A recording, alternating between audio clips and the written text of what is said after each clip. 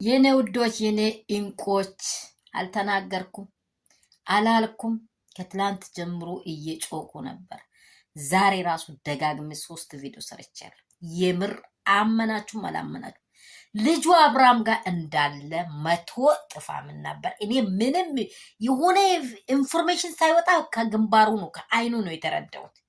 እሷ እንዲህ ስቅስቅ ብላ ስታለቅስ ምንም ያልመሰለው ይህ ፈንጅ ዋጣ የመሰለ ሰውዮ እግዚአብሔርን ይሄን ሰውዮ ነው በቃ በትዳር ዓለም ላይ ይዘሽ የኖርሽው። ኧረ ጌታ ወይ ምን አይነት ሰው ነው? ሰውን እንዴት ነው የምትሰጠን? አባ አንተ የሚያሳዝን ህይወት በእውነት ከኔ ህይወት ይራቅ በኢየሱስ ስም። አንተ ከአንተ ጉልበት የተወለደ አቅፋ የተኛት ሴትን እንደዚህ ታደርጋለህ? ልጅ ይዘህ እሷ እኮ ፍቅር ጋር ፕራንክ ብትሰራ እኮ ስለምትወድህ ነው። ቤትህን እንድትመልስ ነው። ትዳርህን ልትሰራ ነው።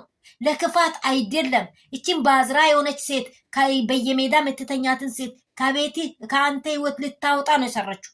ለክፋት አይደለም። ምንም በለኝ እኔ እንደዚህ ያለ ግልጽ የሆነ ነገር ያወራሁት ዛሬ ነው። ባዝራ በቃ በየሜዳ የምትተኛው እኮ እግዚአብሔር ቃል ምን ይላል? ዝሙትን የሰራች ከባልና ከትዳር ያስፈተች አመንዛሪ ሴት ናት ይላል። ከዚህም በፊት ብያለሁ። አመንዛሪ ሴት ናት ሄርሜላ። እንዲህ ስትገለባበት እንዲህ እንሰራለን ብለሽ ነው አንቺ። ነገ የአንቺ ልጅ ነገ እኮ ወድ ይቀመጣል። ማወቅ ለማየት ያብቃሽ። የአንቺ ልጅ በአንቺ ወድ ላይ ይቀመጣል። መቼም አይቀሬ ነው። ገባሽ?